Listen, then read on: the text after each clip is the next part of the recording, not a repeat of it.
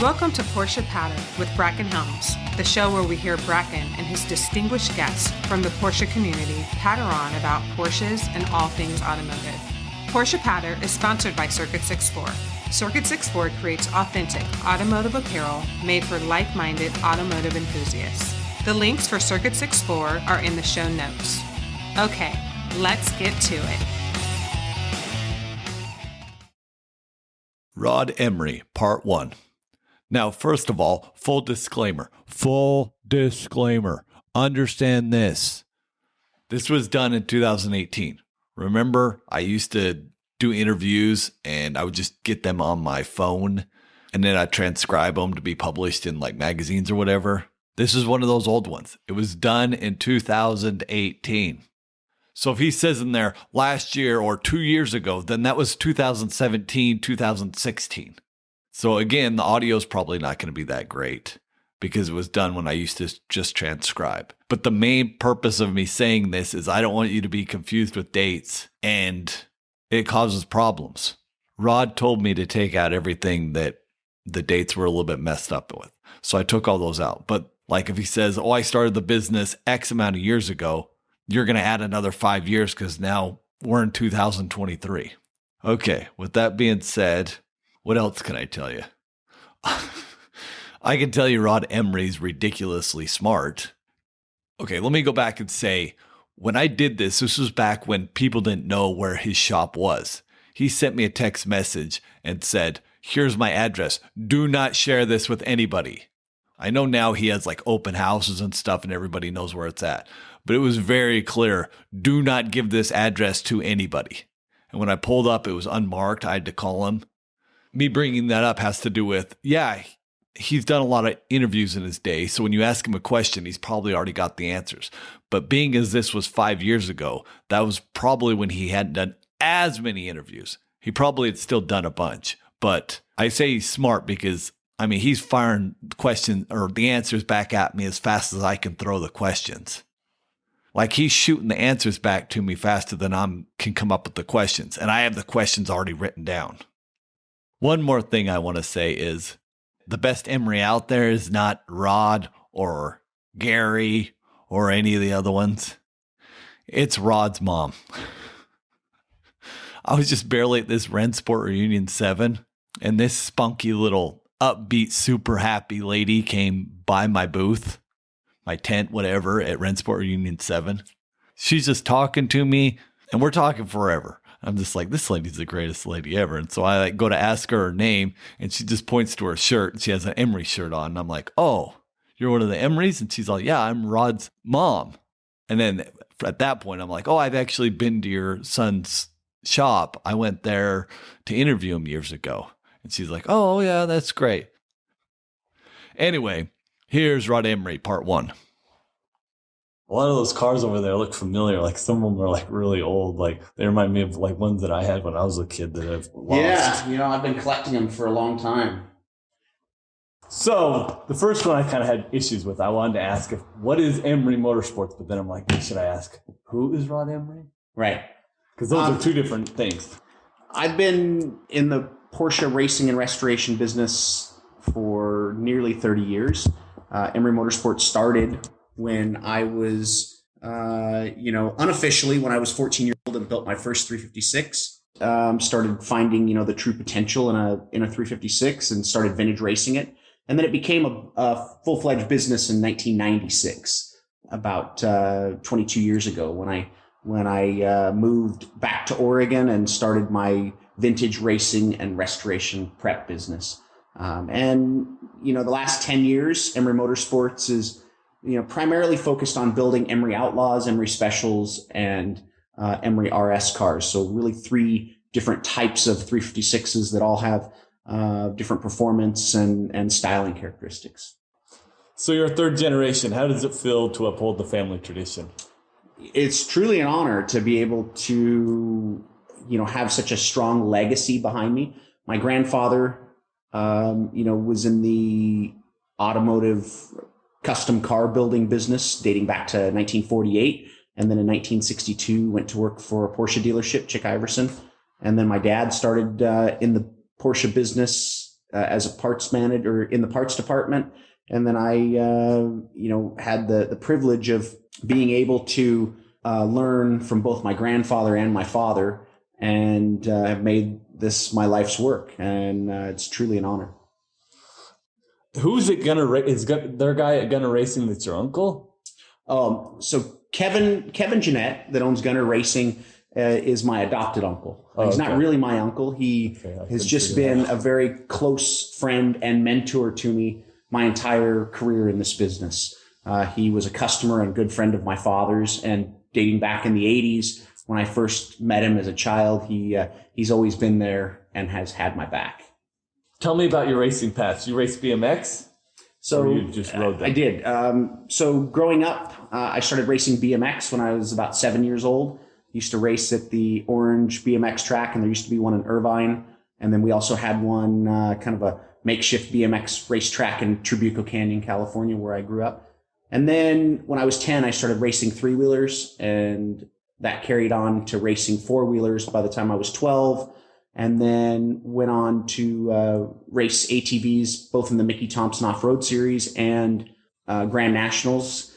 Then by the time I was 15, 16, I was racing a Stadium Superlight in the Mickey Thompson Off-Road Series, which was a single-seater buggy, similar to like a UTV today. Right. Raced that. And then once I was 16, I started racing a Porsche 356, and primarily in vintage racing. But then in about 2003, 2004, I decided to give higher level pro racing a shot. And from 2003 until about 2006, 7, I was racing a GT3 Cup car, and did a year and a half racing in the Grand Am Rolex series. And then at that point, see, I wasn't even aware of that. Yeah. So I ran a GT3 Cup car in the Rolex series 2004, 2005. And then pulled away from doing all that just to primarily focus on the business and just some, vintage racing again. Okay. Did you always know that you were going to follow in your father and do the same sort of thing? As a kid growing up, I just had a love for motorsports and racing, and didn't know exactly when I was young if I was going to become, one of the kind of main players in the Porsche 356 world. But of course, being around the cars for 30 years now, professionally in the business, I've learned from so many amazing, people that have come before me, and that, have taken me under their wing and really just kind of carved my own path. But, didn't always know it, but sure, definitely grateful that this is where my life's work has ended up. So you got your style from your dad and your bodywork from your grandpa. Does that make you the superhuman Emory? I think that I've been very fortunate to be surrounded by, some of the most creative and talented craftsmen. My grandfather was a pioneer in his field, and my uncle, has done some of the most high-level Porsche restorations in the world. And then my dad, being such a creative guy and knowing the cars, I've been able to draw off of all three of them. And when you say uncle, do you mean my uncle Don? So my dad's younger brother. Okay. He is Don Emory. He worked as my grandfather Neil Emory's apprentice in the body shop at the dealership, and then went on to open his own Porsche restoration shop. So I had all three of these guys to really draw off of. Where my superhuman strength comes from, I think, is the fact that I require very little sleep, and I make the most of my time. So Rich Brazil wanted me to ask. I was asking him for possible questions. He doesn't know a whole lot about your grandfather, Neil. He knows Valley Customs, and he knows that he started with the brother-in-law, Clayton Jensen. So, how did he get started? My grandfather, back in the 20s and 30s, had a detailing business, and here in the Valley, detailing cars at the Warner Brothers studio lot, and then went to war, was stationed at Alameda Military Base. Okay. And at that point, really learned and honed his skills in fabrication. And then after the war, he and his brother-in-law, Clayton Jensen, started Valley Custom Shop. And they were really the pioneers in channeling and sectioning cars. Okay. So, did you ever have a normal job? I was talking to your uncle, Ken. Yeah. And he was telling me about some job that seemed like it had nothing to do with cars. Insurance? I'm not sure. Yeah. It was at Rennsport. Yeah. Did I ever have a regular job? Growing up, when I was a kid, I had a detailing business, so I was a bit of an entrepreneur as a young boy. And then I went to work for Tom Topping he owned a swap meet called the Long Beach High Performance Swap Meet, and used to run the gate and do a bunch of administrative stuff for him when I was about 12 years old till I was about 16.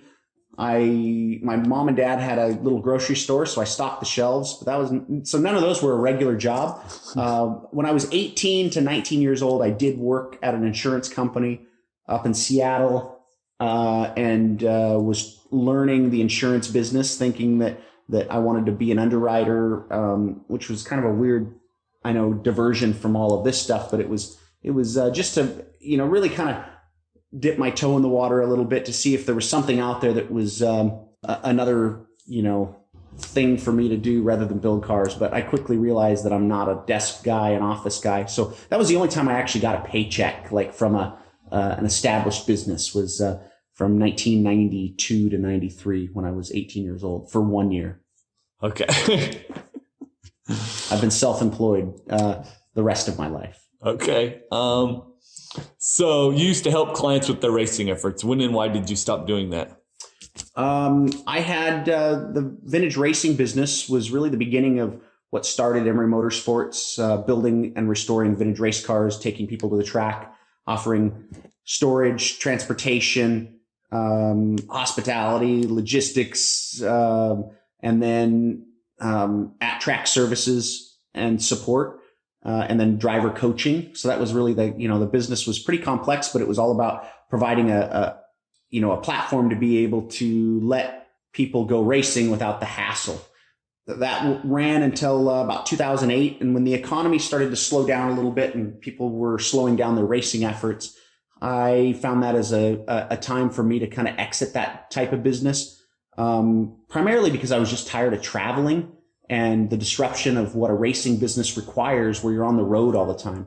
Right. And my children were now 6 and 10 years old, and not as easy to just pack them up and take them places. And it was an opportunity to just kind of break away from that and to get back into just doing primarily shop work and then selective track support. Okay, so the perception is, well, it's obviously changing quickly now. The perception is you build just Outlaws, period, but you restored these cars. With the addition, people know me as the guy that builds 356 Outlaws and, a few 911 hot rods. But also, I've restored a number of cars that are Porsches with significant race history and or, doing point in time restorations like the 356 SL, the Le Mans winning car from 1951, or 906 136, which was a 906 from that was primarily a Northwest race car that I restored back to a point in its racing history, and then just got through freshening up and restoring 906-011. So cars with significant history or racing backgrounds, I will restore them back to a point in time. Okay. I know people in the past use the term outlaw like it was sacrilegious, but you guys have ideas and style-wise. You wanted it to do how you hoped Porsche would intend it to do, rather than just chop stuff up and go crazy. Yeah, I look at the cars that we build as an evolution of the Porsche design, and if they would have continued building the 356 past 1965, putting some of their some of their later parts and technology into them, that's the way I feel that our cars are. Everything on them is a Porsche part from some model in Porsche's history. And the 356 is just a wonderful platform for me to be able to evolve and expand the driving capabilities and the driving experience for our clients. your father and your grandfather worked at Chick Iverson. I was just wondering, how special was it hanging out? I mean, because I brought this up because going to work with my dad was like the greatest thing ever when I was younger. Yeah, Chick Iverson was one of the main Porsche dealerships here in Southern California. And with my grandfather being the body shop manager, my dad being the parts manager, our family was deeply, the roots were deeply embedded in that dealership. By the time I was born, my dad was no longer an employee at the main dealership. He had partnered with Chick Iverson to start Porsche Parts Obsolete. And so my dad's business was off-site, but there was a lot of interaction between Porsche Parts Obsolete and the dealer because it was still joined in business. So growing up, I spent a lot of my time at the dealership running parts, picking parts up, crawling around the new cars. And it was kind of like my second home. Right. So it was pretty special to be able to have that opportunity to be that involved in a Porsche dealership at such a young age. With setting up Valley Customs around the corner from Jack McCaffrey Porsche, was that just happenstance or was it kind of planned for the?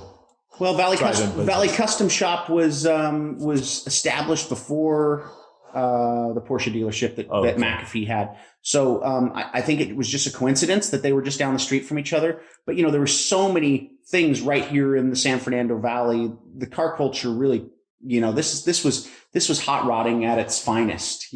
Everything from all the custom car builders like Barris and Dean Jeffries and Ed Roth and my grandfather, at Valley Custom Shop, SoCal Speed Shop. And then you had all the sports car, enthusiasts and builders and everybody within a 25, 30 mile radius of here. You had Jack McAfee, the Porsche dealership there. You had Competition Motors, John von Neumann. You had Vasek Polak in Hermosa Beach. So you had all of these dealerships with amazing histories right here in the Valley. So there was just so much hot rodding history right here. So we know with Parts Obsolete, people were throwing stuff away. You guys were father was getting it out, buying it from Porsche distributors. Yeah. Why or how did he decide to buy out Chick Iverson, and why not just keep it the way it was? Chick Iverson had sold the dealership in around 1984, 85, roughly. And at that point, then my dad had an opportunity to buy Porsche Parts Obsolete and separate it from the dealership. So rather than my dad, being under the thumb of another boss, he had an opportunity to purchase Porsche Parts Obsolete outright and establish it as its own standalone business. Okay. So your dad was building Concours cars at one point, got tired of it, and thought he could build cars that are just as good without fancy parts. Is that kind of what started the Outlaw? Yeah. I mean, really my dad, just like myself, my dad grew up, with a father that is, in my opinion, one of the greatest car customizers. And so naturally, it's in our blood to customize and hot rod stuff. And so, my dad had a few Concours cars, in the 70s and early 80s that he did. And then he wanted to have a little bit more fun with the cars. And that was about the time that I started working with him. And he'd bring a car in that he had bought that, together we would lower and drill holes in it and put fog lights and hood straps. And all of my dad's friends would come around and say, "Oh, you guys are outlaws." And that's really how the outlaw movement began right there in Costa Mesa. Quickly was the first car under that thinking, but the sunroof coupe was what brought about the term? Yeah, so the number 18 car with the Goldie sunroof was the car that was the exact point in time when our friend James Cannon, who is a jeweler, made the first Outlaw badge. And that was kind of the beginning of all that. At the same time, right about the same time, my dad and I were also building his yellow right-hand drive car, and I was building my number 80 53 coupe. So it was really kind of all the cars, but I think the first car that got the badge was I believe the number 18. Why did the Emorys move to Oregon? In 1990, I was racing in Seattle at the Kingdome in a Stadium Superlight at the Mickey Thompson Off-Road Championships. And it was at that point that I decided that after I graduated high school, I was going to move to Seattle to pursue an engineering degree at University of Washington. it gave our family an opportunity to explore the Northwest. And when I made the decision to move to Seattle, that was the point where my mom and dad decided, you know what, it's time to have a look outside of Southern California. So it was because of you.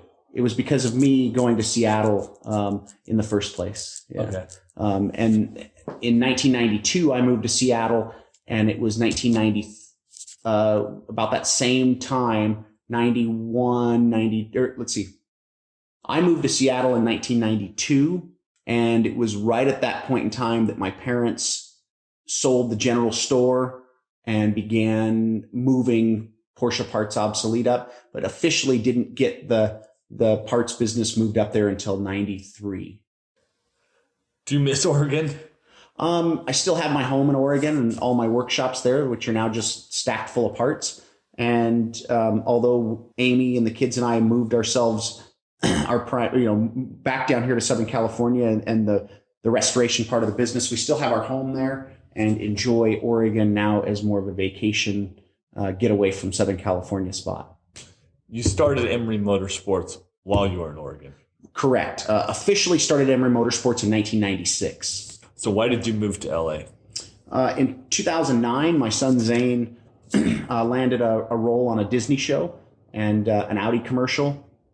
And it gave us an opportunity to let him pursue his dream of being an actor. And I operated the business in Oregon and had my family down here and was commuting back and forth every week until 2012, when I made the decision to relocate the employees and pack the shop up and move it here. But it was originally just a short-term move. But then once Zane had the success that he did, then we decided that we would make it a more permanent arrangement, because family's most important to me, and being home with my wife and kids every night is my primary goal. And so then the secondary effect of all that was that Southern California has a much stronger car community, car culture, especially right now with the kind of global awareness of Porsches. Southern California has always been, but really is the mecca or hotspot for most Porsche related activities right now. And the Emory Special, that was your first big solo venture? That was the first special bodied car that I had built, and I did that car in 1998. But yeah, that was my first kind of real breakout car where I modified everything, changed everything on it, everything from 944 turbo aluminum trailing arms and 901 transmission, and modifying the body shapes and putting a trailer hitch on it and taking a 4,500 mile journey, towing a trailer behind it. Really, that car was my. See, that's crazy to me. Like when I was following you on I've been following you for a while, but when you went up to the camp out last year, I'm the one that made the comment like, "Oh my God, this guy really is hardcore," because it's you used it like it's like 50 station wagon. Yeah, I was just like, oh man. Yep. For me, these cars are all about it. Adventures and taking them places and having fun with them. It was super cool seeing those pictures with your little bike in the trailer. Yeah. Do you still get engines from Rossport or? Yeah. Jeff Gamroff builds all of our engines. Okay. So you're still pretty involved with everything that goes on in Oregon? Oh yeah. Yep.